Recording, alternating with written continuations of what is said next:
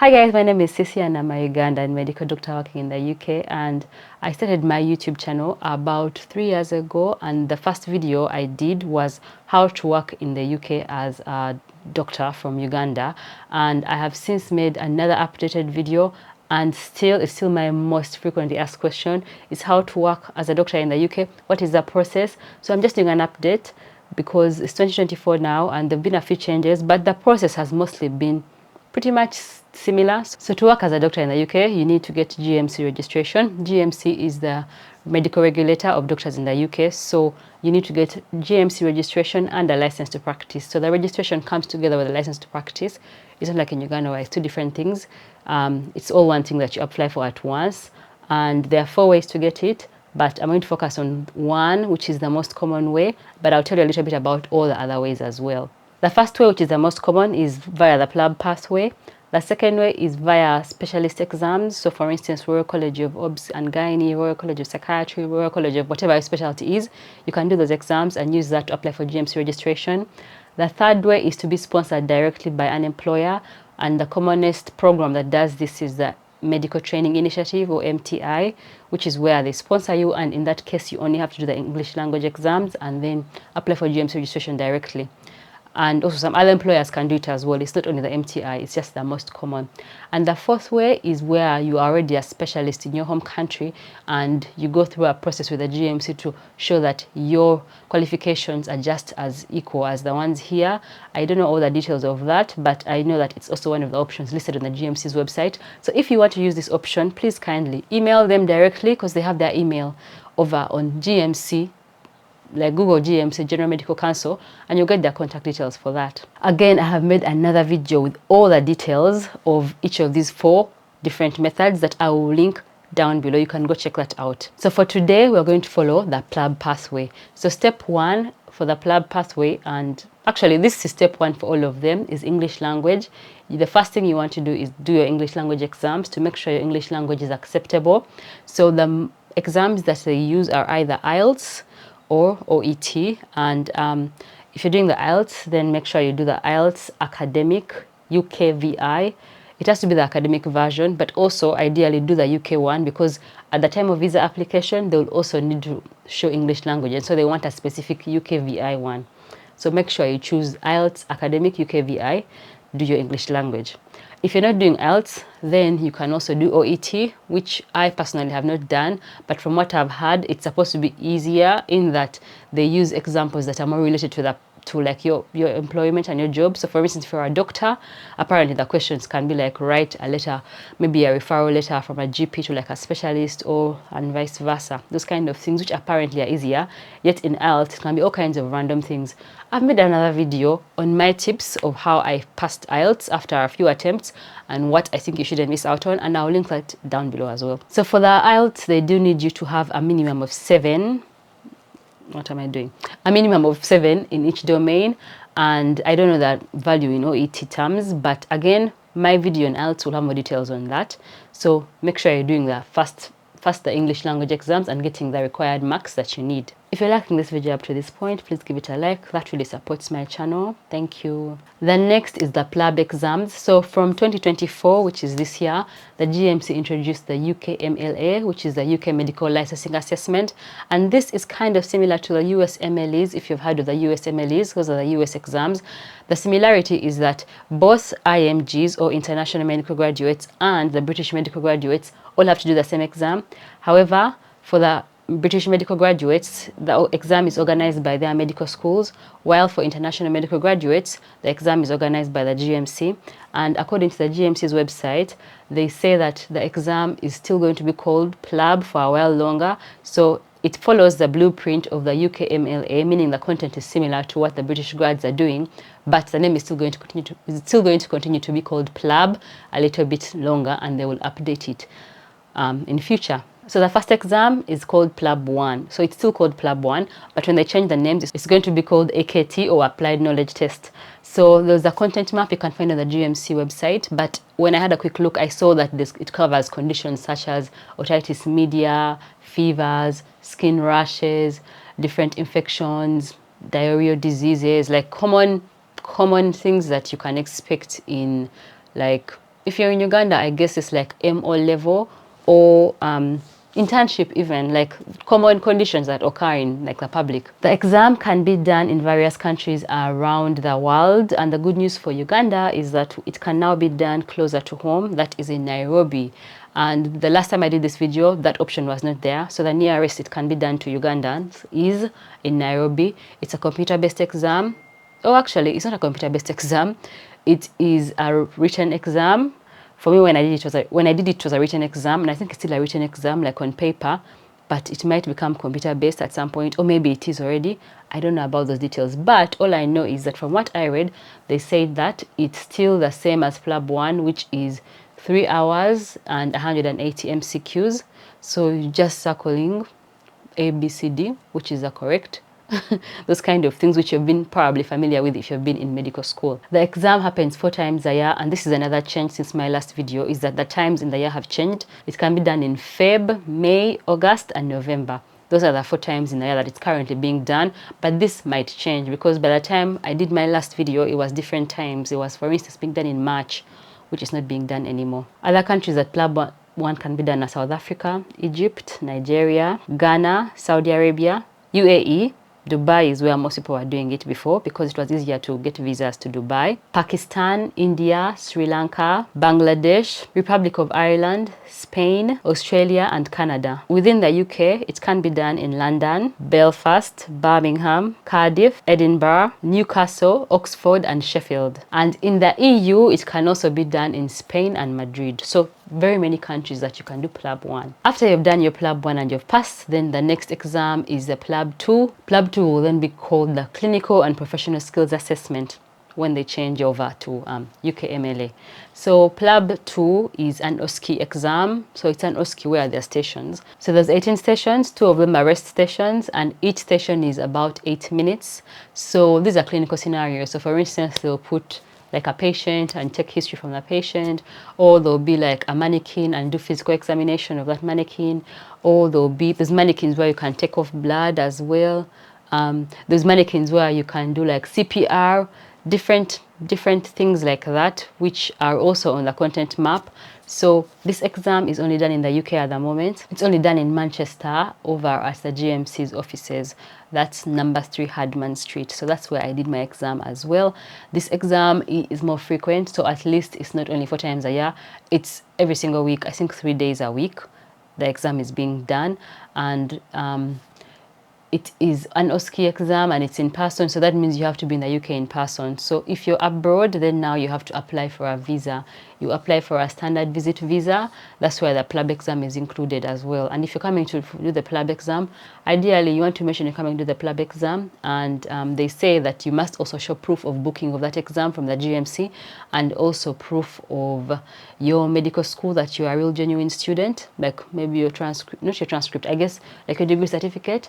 That's what it says on the gov.uk website anyway, when I looked at the process for applying for the standard visa for PLAB exam. The other thing that you have to show is proof of funds of your stay, obviously. So it's up to you to say how much money you think you need to cover your expenses while you're in the UK, and so you have to show enough money on your bank account to show that you have enough money to cover that. And it shouldn't be exactly the money, it should be a bit more, maybe even 2 times, I don't know. They don't actually tell you how much, but just show that you have enough money. And sometimes people use academies, which is where there's places you can go and they try and train you a little bit about how things are done in the UK, maybe how our blood is taken differently. And the good thing is that these days there's people who do this virtually, so there's more virtual options, so that at least it minimizes the time that you have to spend in the UK. Because by the time I did my exam, there were only in-person academies. You had to go to the academy in person. Although something to warn you about is mentioning academies on your PLAB 2 visa application. If you're applying for your visa and then you say you're coming for an academy, I am not an immigration advisor, obviously. I only just heard rumors, these are just rumors really, that if you mention the academy, they might give you problems. I think because it's like you're saying you're coming to study when actually you're also saying maybe you come to an exam. So I'm not quite sure of what is the story about that, but please, you can comment below if you know more information. What's the deal with academies and mentioning them or not. So for me, I did use an academy. I did attend an academy rather, and it's where you go and they teach you, like I've said, and then you go for the exam. So I have made another video about my PLAB 2 experience and tips for that as well, that I can link down below. So after you've passed your PLAB 1 and PLAB 2, then you now apply for GMC registration. So this can take from as little as 1 week to as long as 6 months. And after 6 months, usually they say they've closed your application or paused it or something, and then they tell you to reapply. Like if you have some pending issue maybe, and you're waiting for someone, it's usually someone else to reply to the GMC, and that person is not replying. If too much time passes, they can pause your application, and I think you have to reapply. But then when you do that, it's not like a fresh new application. It's kind of just continuing off from where you left off. So unfortunately, you can't just delete everything, because my own application was a bit long, and I nearly faced that situation, but I did not. And I think I've done another video as well on just what happens after PLAB 2 and what I went through and what you should be preparing for. In terms of the GMC registration, the first thing you want to think about is EPIC verification. This is where you're verifying your degree certificate that is genuine. So there's an organization called ECFMG. So it's the Educational Commission for Foreign Medical Graduates, that I think is based in the US, that you create an account online, you pay some money, and then you tell them you want to verify your degree certificate, and then they will send some paperwork to your medical school, which then has to fill in the paperwork and send it back and say, yes, this was a genuine student. So for me, whose medical school was Makerere University, I did that, obviously. But then when my documents, the EPIC documents, reached Makerere University Medical School, and I knew it because I was tracking, there's an option to pay for that tracked option. I was aware that they've reached. Then I contacted someone who was in Uganda, helped me go to check, and they told me that the medical school wanted me to pay money before they fill in my forms. So the person helped me go to the bank, pay the money, and then they came back, and then the person filled the forms and sent them back to the EPIC people, who then verified it. So then you have to click accept for GMC to be contacted about this. You want GMC to have this information. And this is something you can do. You could even do this even fast, actually, although most people do it later, because there is no deadline for, like, once your documents are verified, they're verified. Maybe just if they make a report for GMC, that probably won't last too long, but then you can easily get a new report. The other thing they need is evidence of your internship, which is ideally has to be a certain pattern. So they want you to have at least a minimum of 3 months in medicine and 3 months in surgery. And the entire period of internship should have lasted at least 12 to 18 months. So if your medical school, or if your internship is in Uganda, if it's similar to how mine was, then it's probably not a problem. So we did 3 months in internal medicine, 3 months in pediatrics, 3 months in surgery, and 3 months in obstetrics and gynecology. So that was 12 months of internship. So for us, that was fine. If you're similar, then that shouldn't be a problem. The next thing they want is certificate of good standing from your country's medical regulator, which for Uganda, it's UMDPC. So make sure you get a certificate of good standing from UMDPC as soon as possible. That is only valid for 6 months, so you can always renew it. You can renew it if it expires, but get it as soon as possible. I think it really helps, because if there's some issues that look a bit maybe unclear, it's harder for them to turn on you now when they've already given you a certificate of good standing. So get that ASAP. The next thing is to demonstrate your English language again, which if you've done it before, probably you don't need to do it again, but the IELTS things only are valid for 2 years. So for me, in my case, by the time GMC registration time came, it had expired, so I had to do IELTS again.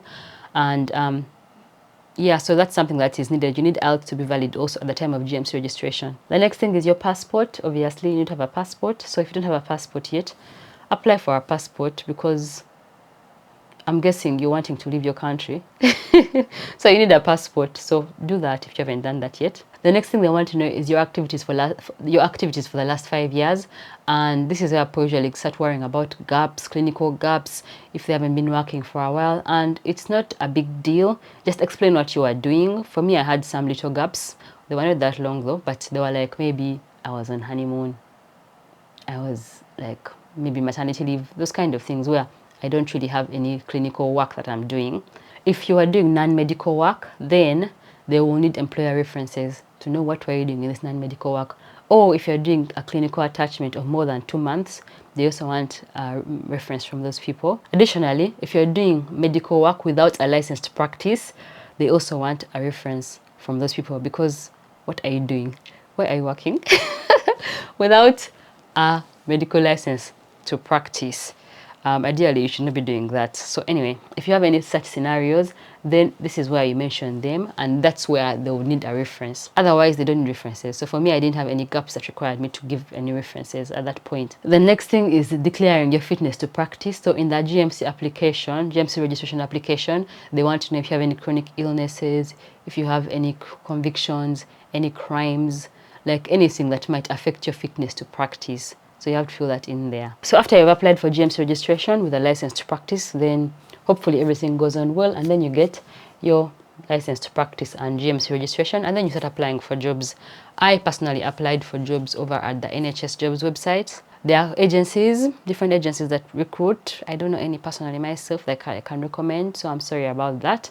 And you can also apply for training jobs straight away, of which I've done a video on how to get into training, how to train as a specialist in the UK, which I will link down below, and that shows you the process of applying for a training job, because training jobs are a bit different from the non-training jobs. And so there's a video below on how to apply for training jobs, and for non-training jobs you also apply a bit on the NHS jobs website. And yeah, good luck. How long will it take? I don't know how long it will take.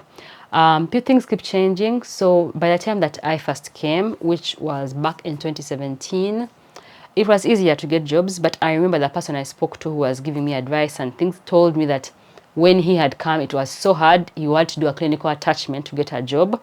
And for me, by the time I applied, you did not need to have a clinical attachment. I did not even have my GMC registration by the time I got my job offer. So that's how easy it was. But now it sounds like it's gotten a little bit harder, to the point that some people do need to do clinical attachments, and a lot of them do clinical attachments at the time when they come for PLAB 2, then they apply for a clinical attachment. It's unfortunate because the UK is expensive to just be here for a clinical attachment, but I guess if you're here already, you might as well. And I think it's also going to become easier again. So my advice is just keep going, apply, do all your exams, get your GMC registration, and enjoy your country, because you're not going to be there for long. Eventually you'll apply, you'll come over, and then you'll be here and come and freeze. So enjoy where you are in the meantime, because eventually it's going to work out. I hope that was helpful. This here is my playlist on all the exams that I've talked about in the whole process, from IELTS, PLAB 1, PLAB 2, life after. So I've done a whole playlist of that you can find here.